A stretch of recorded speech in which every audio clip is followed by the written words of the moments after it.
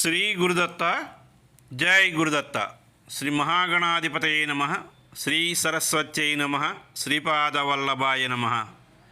ఆధ్యాత్మిక బంధువులకి, దత్తబంధువులకి, అంతమందికి కూడా కృతజ్ఞతాపూర్వక అభివందనాలు తెలియజేసుకుంటూ, ఇవాళ మనం నైమిసారణ్యంలో భాగంలో ఇవాళ 3వ రోజు పారాయణ మనం స్మరణం చేసుకుంటున్నాం. ఇవాళ నైమిసారణ్యంలో మనం తెలుసుకోబోయే విశేషాలు ఏమిటి అంటే, తపస్సు గురించి మనకిచ్చారు దువ్వూరి భాస్కర్రావు గారు. అయితే ఇందుకు తపస్సు అంటే ఏమిటి? తపస్సు అంటే ధ్యానం, జపం అని చాలామంది అభిప్రాయం. అంటే ఇది కేవలం తపస్సులో ప్రారంభ దశ మాత్రమే, ఇది ఆరంభంలో.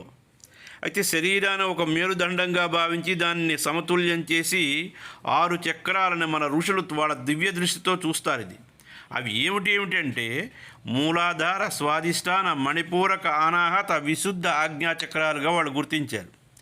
అయితే ఇవి అనేక వేల నాడులు ఉన్నటువంటి ఈ దేహంలో ఇడ, పింగళ, సుషుమ్న అనే 3 ప్రధానమైనటువంటి నాడులు ఉన్నాయి. ఇవన్నీ మేరుదండం గుండా ప్రయాణం చేస్తాయి. వెన్నుముక క్రింది భాగం, కాళ్ళు పై భాగంలోని మధ్య ప్రదేశాన్ని కుండము అంటారు. ఈ కుండానికి మధ్య ఉన్నటువంటి ప్రదేశంలో ఒక చతురదళ పద్మం ఉంటుంది.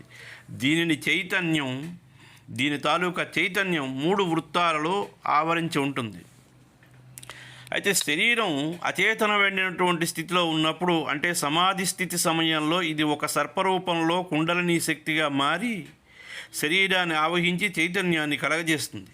ఋషులు చేతన స్థితిలో ఈ శక్తిని మేల్కొలిపి 6 చక్రాల ద్వారా బ్రహ్మనాడికి పంపించి సహస్రదళ చక్రాన్ని సాధించి అమృత ఫలాన్ని పొందుతారు. ఈ కుండలిని శక్తిని సాధించడానికి వారికి స్వశక్తి, శివతత్వం, అంతేకాకుండా కైవల్యం సిద్ధిస్తాయి. ఋషులు గమ్యం తపస్సు ద్వారా కైవల్యాన్ని పొందటం మాత్రమే. తపస్సులో అష్టాంగ యోగాలైనటువంటి యమ, నియమ, ఆసన, ప్రాణాయామ, ప్రత్యాహార, ధారణ, ధ్యాన, సమాధి మొదలైనటువంటి అనేకమైనటువంటి కఠోరమైనటువంటి అనుష్ఠానాలు వీటిలో అంతర్భాగాలు. ఇవి ఈ సాధనకి జప ధ్యానాలని వాటికి ఊతంగా ఋషులు చేస్తూ ఉంటారు. జపం ద్వారా ధ్యానం, ధ్యానం ద్వారా సమాధి స్థితి, ఇదే వెరసి తపస్సు. తపస్సు అంటే విశ్వమంతా ఒకే స్వరూపంగా గోచరిస్తుంది ఆ తపస్సులోకి కానీ వెళ్ళినట్లయితే. అందువల్ల భయం కలగదు. తపస్సు నుండి బయటికి వస్తే ప్రతి అంశం వేరువేరుగా కనిపించి వాటి ప్రభావంతో భయం పుట్టుకొస్తూ ఉంటుంది. ద్వితీయా ద్వై భయం భవతి అంటోంది వేదం. స్పృశిలో భేదం లేదు, మన దృష్టిలో లోపం తప్ప అంటారు ఆదిశంకరాచార్యులు వారు. ఋషుల చరిత్ర ఎంతో ఆసక్తిదాయకంగా ఉంటుంది. ఋషుల చరిత్రలు చెప్పుకుంటే, తెలుసుకుంటే, వారిని స్మరిస్తే, వాటి ద్వారా వారి అనుగ్రహం మనకు కలిగితే మనలో ఆర్య చైతన్యం కలుగుతుంది. మానవుల తాలూకా జీవన విధానానికి, సన్మార్గానికి చూపించేవాళ్ళు ఋషులే కాబట్టి మనం వారిని పూజించి, ధ్యానించి తరించాలి. పురాణాల నిండా భగవత్కథలు, ఋషుల తాలూకా కథలు ఉన్నాయి. ఋషుల సంతానవంతులు అవ్వడం వలన మనకు ఈ గొప్ప సంస్కారం మనకు దొరికింది. అదే ఆర్షధర్మం. భగవత్తత్వం తెలిసిన వాళ్ళు కాబట్టి వాళ్ళు ఋషులు అయ్యారు. మనం అందరం ఋషుల తాలూకా సంతానం అవడం వలన ఆర్యులం కాబట్టి మనం ఋషులని ప్రసన్నం చేసుకుని వాళ్ళ ద్వారా భగవంతునికి చేరాలి. ఋషులు భగవంతుని ద్వారా వేదమంత్రాలు, సూక్తాలు అందిన మానవులకు మాత్రం ఋషుల ద్వారానే అవి చేరాయి. దీనినే ఋషి ప్రోక్తం అంటారు. అపౌరుషేయం అయినటువంటి వేదం ఋషుల ద్వారా మనకి సంప్రాప్తించిందంటే ఇది కేవలం ఋషుల తాలూకా సమర్థత. అందుకే మనకి పూర్వీకులు మనకి ఇచ్చింది ఏమిటంటే, మనకి ప్రవర అంటే ఈ ప్రవరలో మనకి సంబంధించినటువంటి మన ఋషులు మనకు ఉంటారు. మహర్షుల తాలూకా మహోన్నత స్థితిని భగవంతుడు ఔపోసన పట్టాడు కాబట్టి తన లీలలని, ఉనికిని లోకాలకు తెలియచేయటానికి ఋషులను ఎన్నుకున్నాడు. కాబట్టి సర్వకాల సర్వావస్థల యందు ఋషులను మనం స్మరణం చేసుకోవాలి. ప్రతి మంత్రానికి లేదా స్తోత్రానికి ముందు అస్య శ్రీ ఋషి అని చెప్పుకుంటాం. అంటే మనం ఈ మంత్రం ద్వారా ముందుగా ఆ ఋషిని దర్శిస్తూ స్తోత్రాలని, మంత్రాలని ప్రారంభిస్తున్నాము అని అర్థం. ఋషుల చరిత్రలు మనలో ఒక ఉత్తేజం కలగజేసి మనలో తాత్విక, ఆధ్యాత్మిక జ్ఞానాన్ని నింపుతాయి. మనల్ని సన్మార్గం వైపు నడిపిస్తాయి. ఋషులు 4 విధాలుగా ఉంటారు. వాళ్ళెవరు?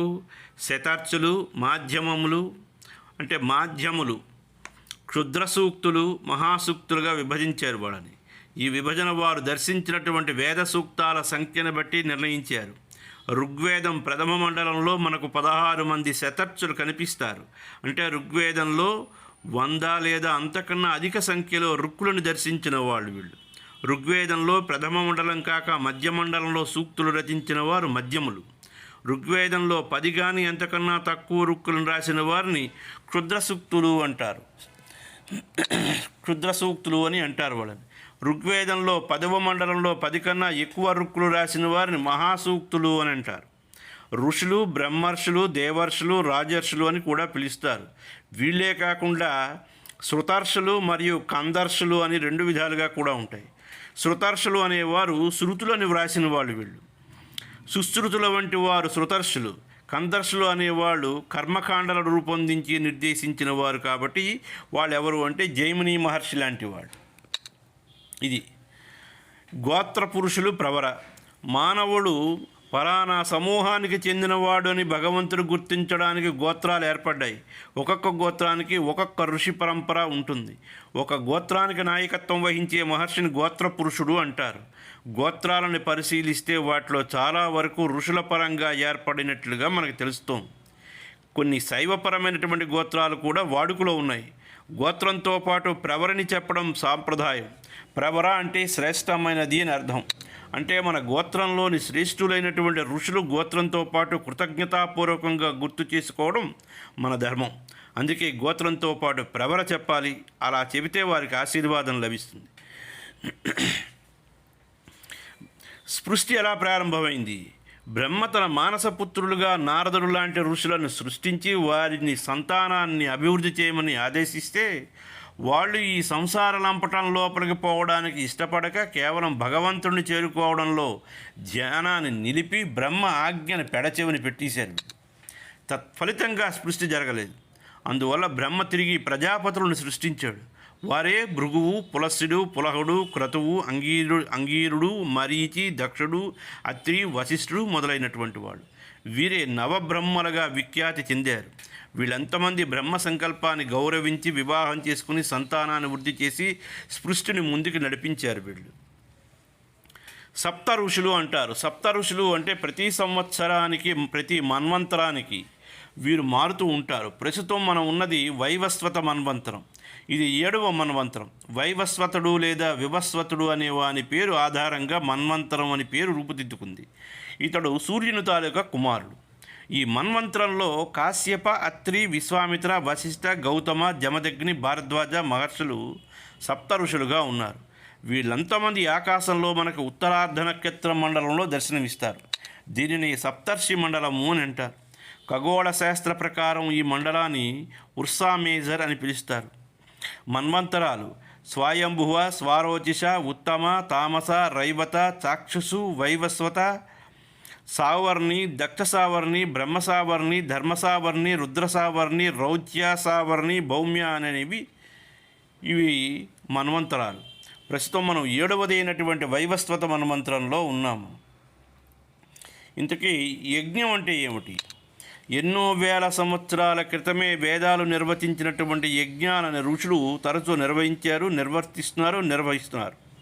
ఈ యజ్ఞాలకి పుట్టినిల్లు నైమిసారణ్యం.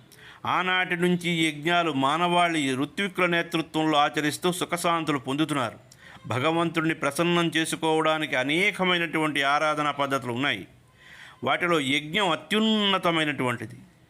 మానవులు తాలూకా పాపకింకలాలు, పాప పంకిలాలు భస్మం చేసుకుని గత జన్మ దోషాలను వదిలించుకుని మోక్ష మార్గం చేరుకోవడానికి యజ్ఞ ప్రక్రియ దారిని దిశ నిర్దేశిస్తూ మనం వెళ్ళవలసినటువంటి దారిని సుగమం చేస్తుంది.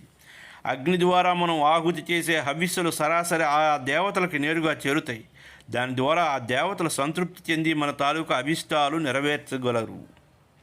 యజ్ఞం చేయడం వలన మానవాళికి శాంతి సుఖాలు పొందడమే కాకుండా అనావృష్టి రోజుల్లో వర్షాలు కురిసి పంటలు పుష్కలంగా పండినటువంటి దాఖలాలు ఎన్నో గ్రంథాలు మనకి చెప్పాయి. ఇవన్నీ మనకు ఉన్నాయి. అంతే అలాగే కాకుండా అశాంతి ప్రాంతంలో శాంతి కూడా చేకూరుతుంది. అంటే అక్కడ సస్యశ్యామలంగా ఉంటుంది, పంటలు పండుతాయి, వర్షాలు పడతాయి, పంటలు సుభిక్షంగా పండుతాయి, ప్రజలు సుఖంగా ఉంటారు. అగ్నిలో హవిస్సులు వేసినప్పుడు స్వాహ అని అంటాం. స్వాహాదేవి అగ్నిదేవుని తాలూకా భార్య. స్వాహాదేవి తన భర్త అగ్నిదేవుడితో కూడి ఆయా దేవతలు మన హవిస్సులను అందించి మన అభిష్టాలను తెలియజేస్తుంది. అగ్నిదేవుని మరో భార్య పేరు స్వధాదేవి. ఈమె పితృకార్యాల్లో ఉపకరిస్తుంది. సౌనకాది మహాములు నైమిసారణ్యంలో దీర్ఘసత్రయాగం అనేక సార్లు తరచుగా లోక కళ్యాణాన్ని కాంక్షించి చేసేవారు. దీర్ఘసత్రయాగం అంటే చాలా సంవత్సరాల పాటు ప్రతినిత్యం చేసే యజ్ఞం. గృహస్థులు సాధారణంగా లఘు యజ్ఞాలను ఆయా సందర్భాల్లో కొద్దిపాటి సమయాన్ని వెచ్చించి ఆయా దేవతల సంప్రీప్తి కోసం అభీష్ట సిద్ధికే నిర్వహిస్తూ ఉంటారు. మహోన్నతులైనటువంటి మహర్షులు జ్ఞానార్జనలో అత్యున్నతమైనటువంటి శిఖరానికి స్థితిని చేరినటువంటి సాధకుడే ఋషి. ఋషీతీతి ఋషి జ్ఞానం సంపాదించి యజ్ఞాది వైదిక క్రియల ద్వారా తపస్సు ద్వారా సిద్ధింపజేసుకునేటువంటి ఒక స్థితి ఋషిత్వం. ఋషిత్య జ్ఞానేన సంసారం. ఋషులలో దేవర్షులు, బ్రహ్మర్షులు, రాజర్షులు అని 3 తరగతులు వాళ్ళు ఉంటారు. నారదుడు దేవర్షి, వశిష్ఠుడు బ్రహ్మర్షి, జనకుడు రాజర్షి. ఆకాశంలో సప్తర్షి మండలం ప్రసిద్ధం. ఒక మన్వంతరంలో ఒక చోట ఉన్న మహర్షులు మరొక మన్వంతరంలో మార్పులు చేర్పులతో మరొక చోట ఉండవచ్చు. వీరే గురుస్వరూపులు. పూర్వం ఋషులే శాస్త్రజ్ఞులు, అధ్యాపకులు, వైద్యులు మరియు సమాజ నిర్మాతలు. ఋషులంటే బ్రాహ్మణులు అనేది అపోహ మాత్రమే. బ్రాహ్మణులు కాని ఋషులు కూడా ఉన్నారు. వీరి ప్రభావమే మన ఉనికి, మన వ్యవస్థలో భాగస్వామ్యులైనటువంటి కొందరు ఋషుల గురించి మనం తెలుసుకుందాం.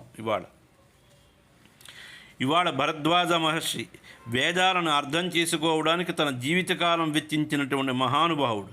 ఇంద్రుని మెప్పించి వేదాల సారాన్ని గ్రహించడానికి 500 సంవత్సరాల ఆయు ప్రమాణం అదనంగా పొందినప్పటికీ కూడా వేదాల సారాన్ని గ్రహించలేకపోయాడు. అతనికి తన ప్రయత్నం ద్వారా వేదాలు ఎంత గొప్పవో తెలిసింది. అతడు దేవతల గురువైన బృహస్పతి కుమారుడు భరద్వాజుని కుమారులే ద్రోణాచార్యులు మరియు గర్గమహామునులు. కార్తవీర్యార్జునుని కులగురువే గర్గమహాముని. భరద్వాజుడు రచించినటువంటి యంత్ర సర్వస్వం అనే గ్రంథం ఈనాడు విమానాలు, ఓడలు మొదలైనటువంటి రూపొందించడానికి అది ఒక టూల్, ఒక పరికరం, ఒక గైడ్, దోహదకారైంది. అదొక మాన్యువల్గా తయారైంది. వాల్మీకి మహర్షి శిష్యుడు. ఇతడు ఎవరి శిష్యుడు అంటే వాల్మీకి మహర్షి శిష్యుడు. ఒక ల్యాబ్ మాన్యువల్గా తయారైందనమాట. భరద్వాజుడు ఆయుర్వేదానికి ఆద్యుడు. మానవ రుగ్మతలను తన ఆయుర్వేద ఔషధాల ద్వారా పోగొట్టినటువంటి వైద్యుడు. అష్టావక్ర మహర్షి. ఏకపాదుడనే బ్రాహ్మడు శిష్యులకు గంటల తరబడి వేద విద్య నేర్పేవాడు. అతని భార్య సుజాత గర్భవతి. ఒకసారి ఆమె గర్భంలో ఏకసంతాగ్రహి అయినటువంటి శిశువు తండ్రిని చూసి వేద విద్య అన్ని గంటలు బోధించాలా అని అపహాస్యం చేసింది. నీవు పుట్టకుండానే నన్ను హేళన చేస్తున్నావా అంటూ ఉగ్రుడైనటువంటి ఏకపాదుడు నీవు అష్టవంకరలతో జన్మిస్తావు అని శపిస్తాడు. అష్టవంకరలతో జన్మించినటువంటి ఆ శిశువే అష్టావక్రుడు. వేదాంగుడైనటువంటి తర్వాత అష్టావక్రుడికి అతని తండ్రి తన తపశ్శక్తితో తిరిగి సుందర రూపం ప్రసాదించి వివాహం జరిపించాడు. అష్టావక్రుడు శ్రీకృష్ణుడి దర్శించి వారిపై స్తోత్రం చేశాడు. కృష్ణుడిలో విలీనమయ్యాడు.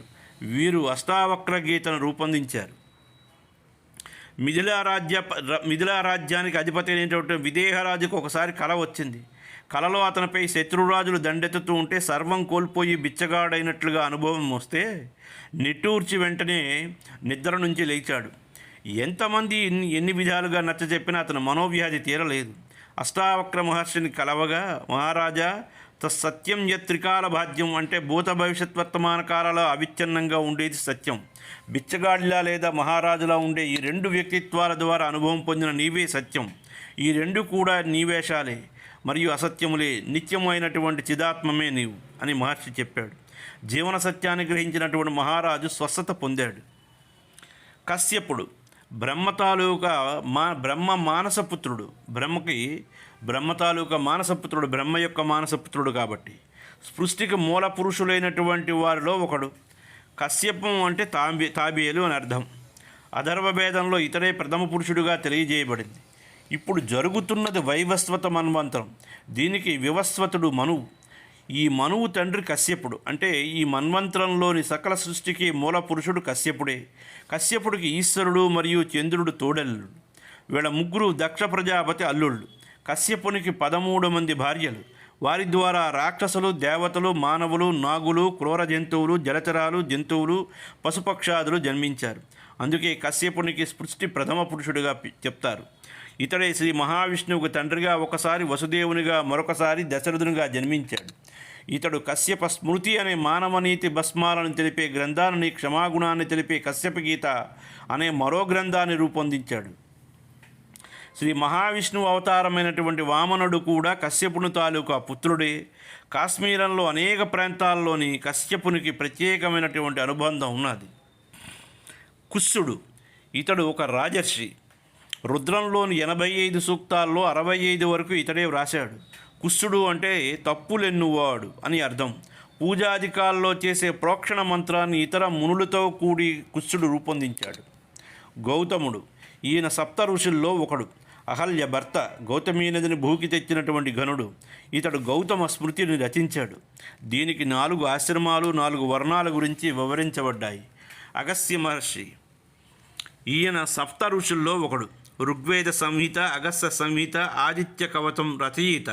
అగస్త్యుడు అంటే పర్వతాలని పడదోయగలిగినటువంటి శక్తివంతుడు అని అర్థం.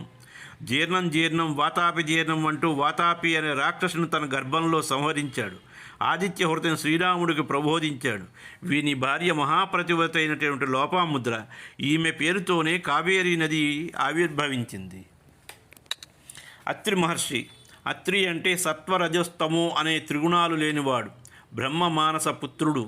సప్తర్షి మండలంలో ఒక నక్షత్రంగా వెలుగొందుతున్నవాడు. ఆత్రేయ ధర్మశాస్త్రం, దేవాలయ నిర్మాణ శాస్త్రం, దైవ ప్రతిష్ట విధానాన్ని తెలిపే అత్రి సంహిత అనే గ్రంథాన్ని అత్రి మహర్షి రచించాడు. ఇతడే దత్తాత్రేయుల వారి తండ్రి. యజ్ఞోపవీత ధారణ ప్రాముఖ్యతను తెలిపినవాడు. వీని భార్య పేరు అనసూయ. త్రిమూర్తులనే శాసించిన మహాపతివ్రత, మహా ఇల్లాలు. అంగీరసుడు అగ్నిని దేవుడుగా కొలిచే పద్ధతిని ప్రారంభించాడు. ఇతనిని అగ్నిదేవుడని అంటారు. అంగీరసుడు బ్రహ్మమానస పుత్రుడు. ఇతడు సప్తర్షి మండలంలో నక్షత్రాల్లో ఒకడు. ఋగ్వేదంలో అనేక రుక్కులకు కర్త అంగీరసుడు. అయ్యా, ఇక్కడికి ఇది సమాప్తం. స్వస్తి ప్రజాభ్య పరిపాలయంతం న్యాయేన మార్గేణ మహిం మహేష. గోబ్రాహ్మణేభ్య సోమస్తు నిత్యం. లోకా సమస్తా సుఖినో భవంతు.